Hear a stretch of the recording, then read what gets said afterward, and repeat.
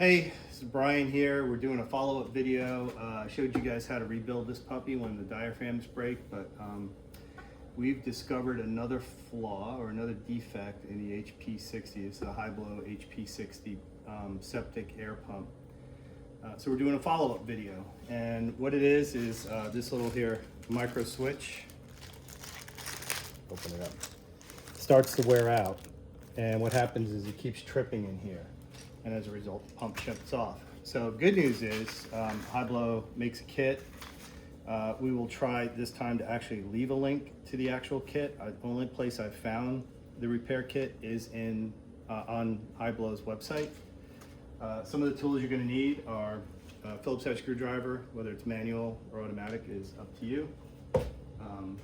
A solder iron, some solder, and some flux, and that's pretty much it. So I'm gonna get started here. It goes pretty quick.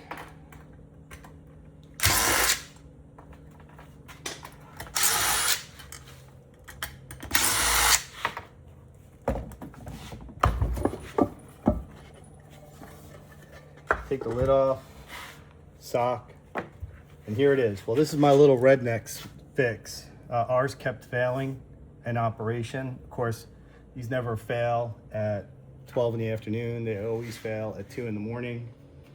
So this is my little redneck fix, okay? But what you're gonna do, you gotta do a little desoldering here. You gotta desolder this white wire here. Get your soldering gun or iron.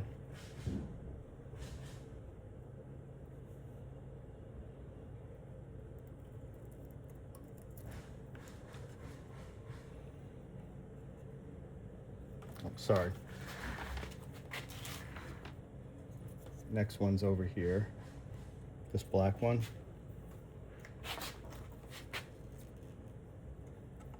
Can you see it? Mm-hmm. Okay.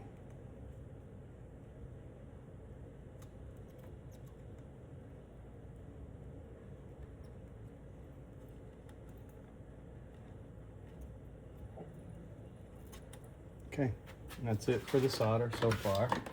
That's kind of step one in the process, and you want to remove these 4 screws.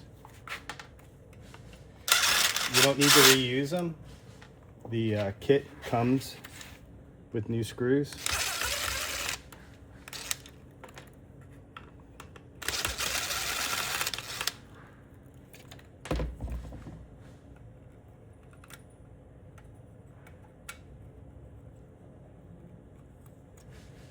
There it is. So there's the bad switch, and it's really this part that kind of starts to wear out.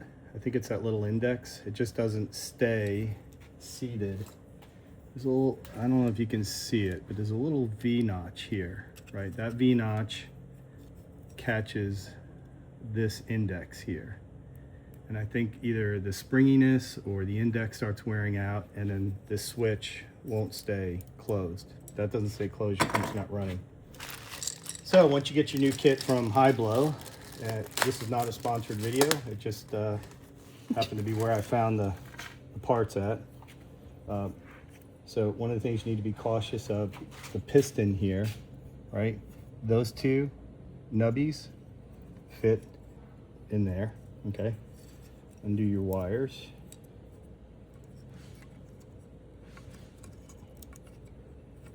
How do you know which direction to put it in? Put it in exactly the way you take it out. Okay. And if you, I think it's a one-way install. I mean, I don't think you can really screw it up, but a bunch of years in the Navy taught me that people, if there's a way to screw it up, people can. So you can put it in backwards, but you don't want to do it that way. You want to do it exactly the way it came out.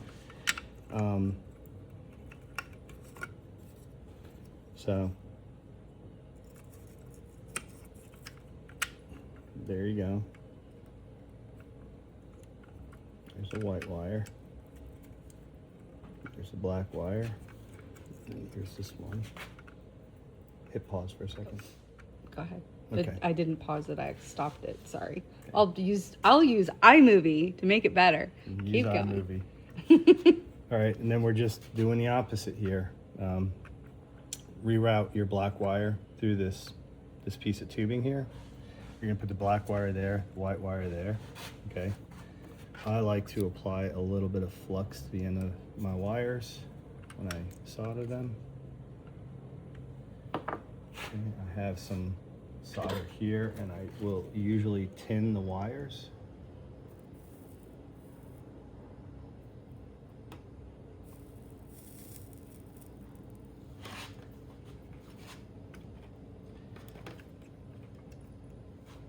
Oh, I just saw where the pause button is. Sorry about that.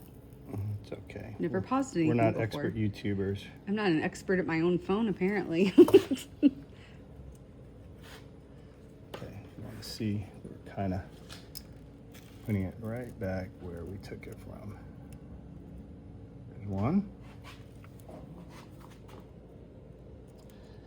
And there is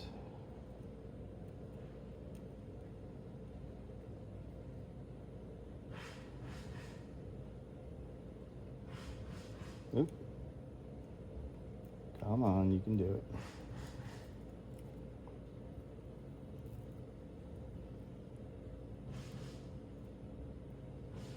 Okay, there's two.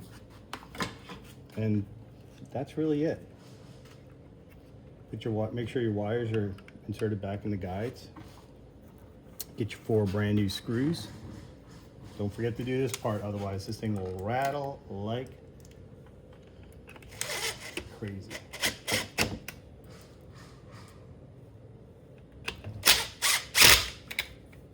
Give you another pointer here, 2 secs.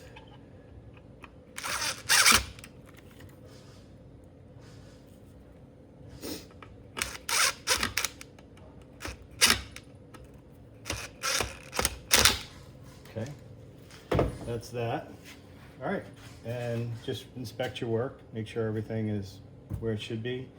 Another way to tell if you did it right, there should be a black and a white wire going to each coil, right? So if you have 2 blacks and 2 whites, you're in trouble. Okay, and then, you know, I like to test it. This is another modification we made. I'll go over this in another video.